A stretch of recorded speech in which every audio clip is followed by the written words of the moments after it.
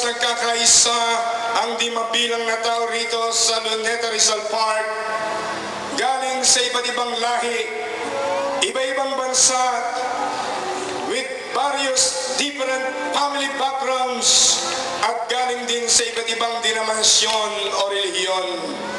Tinataas po namin sa iyo ang aming ginagalang at minamahal na Pangulong Benigno Aquino III.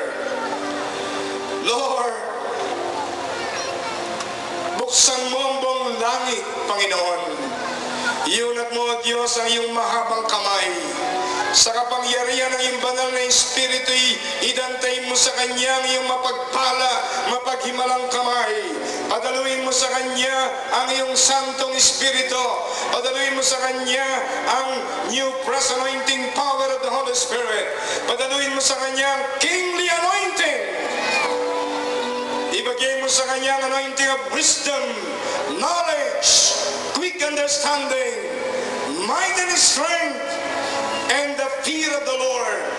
Enable him to be the greatest president so far in the history of our beloved country. Encapsulate him with your glory. Cover him tightly with the blood of Jesus. Protect him from any spirit of threat or danger. Uphold him with your victorious right hand, and release unto him the anointing of courage and the boldness of the Lion of Judah. At ibigay mo sa Kanya ang kumpletong tagumpay, kagalingan, kalusugang pangkatawan, pangkaisipan, pangkaluluwa at espiritu. Ibigay mo sa Kanya. Pagpalain mo rin ang Kanyang kabuhayang personal. Mabuhay siya bilang pinagpalang Pangulo ng Republika ng Pilipinas.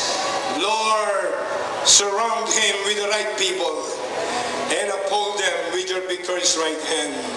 Salamat po, Panginoon, ang matagumpay na pamamahala na pinagkatiwala mo sa Kanya, tinatanggap na namin sa oras na ito.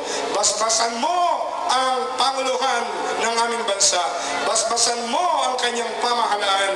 Basbasan mo ang mga taong sumusuporta sa Kanya. Basbasan mo ang lahing Pilipino, Panginoon. Oh God, bless the Philippines for God's glory alone.